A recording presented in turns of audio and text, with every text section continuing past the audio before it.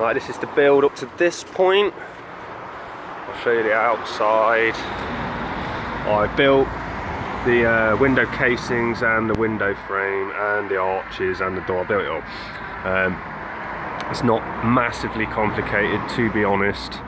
You just go inside and I'll show you how it's built from the inside. It's so easier to see. So the doors are 2 layers of tongue and groove, glue lamb together, screwed and glued as you go. You've got a little kicker on the outside which locks that and stops the wind and rain blowing through, etc. You know, we've seen stable doors in the world, that's what they're like. Hinges. All this inside, all the packers, as you see, because I've had to pack to make the recesses so that the door closes into it. Still need a bit of sanding and a bit of a router run around the edges on that. All of this box frame that holds it all of that was built with the wood that came out of the racking. If you see at the top, I've still got a box in the shutter, but as you can see, that can still pull down in front of it, go stealth.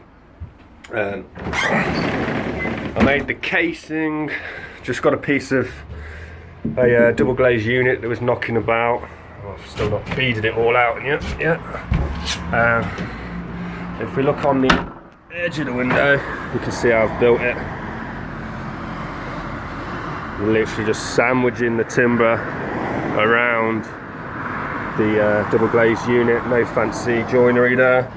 Chop that out with a jigsaw, and it just, if you imagine, the window goes up to that point, so it's like it's just lying over it. You just about to see it from there.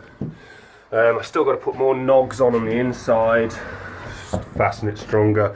I left them relatively easy to move, so I could adjust the 2 frames while I was playing about. You look at the edge. I've got, so it's architrave,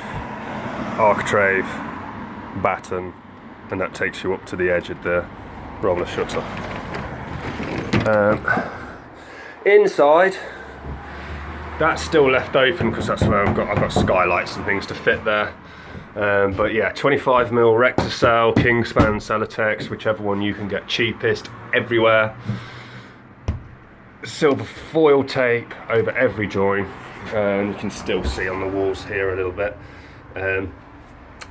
This is like Tyvek type membrane. It's not Tyvek brand, but it's that type. It's usually designed to keep the water out from the outside, so it will definitely hold moisture back. And it's got a little bit of thermo properties. So like, if you look here, that's bare metal stud essentially, because the studs are like this shape. So if you imagine, I've had to stuff the Recticel behind there on either side, and then stuff the centre of the stud, and then it's foil taped over. Well, if you touch that, there is some thermo bridge, and this pretty much grabs the last of it because you can't feel any cold there, and it stops condensation, stops everything. You can get away with visqueen, but overkill's underrated.